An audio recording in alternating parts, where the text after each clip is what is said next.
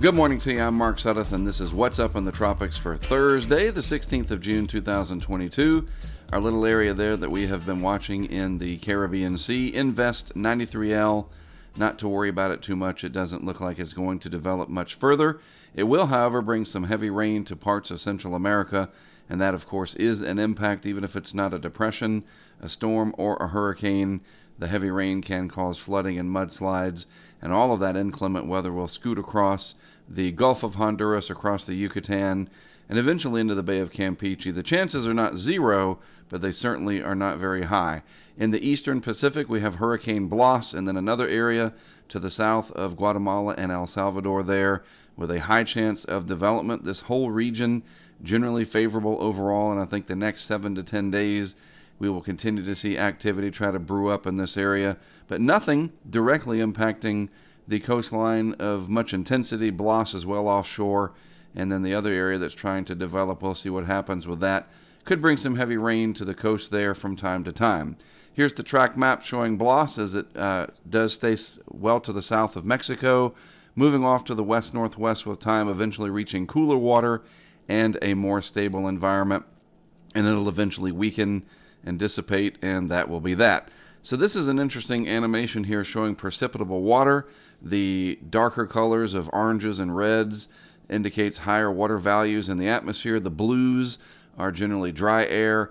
And you can see our area down in the southwest Caribbean. There's a lot of moisture there, a lot of energy, but it's just not able to bundle up, and it's getting tangled up with Central America. You also see those pinks way off on the left side just to the south of Mexico.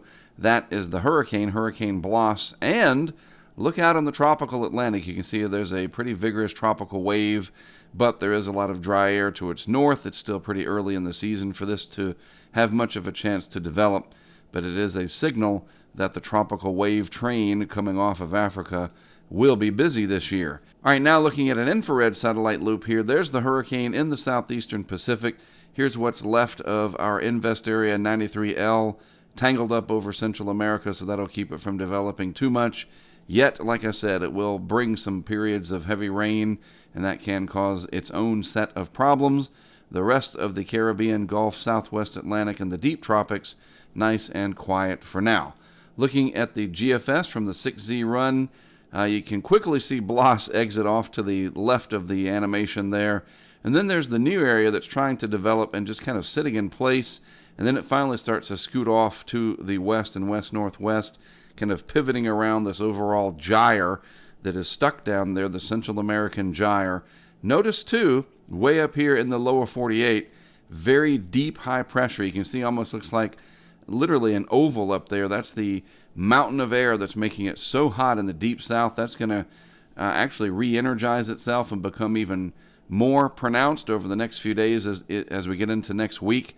And that's going to keep any tropical activity buried down in the southwest Caribbean and into Central America. All right, well, that is it for me. I will be traveling today, heading back home to North Carolina from Florida, so no hurricane outlook and discussion for this afternoon. But I'll be back tomorrow morning with another edition of What's Up in the Tropics, followed by a thorough look at everything else that might be going on as we head into the weekend. All right? Have a great rest of your Thursday. Thanks for tuning in. I'm Mark Sudduth.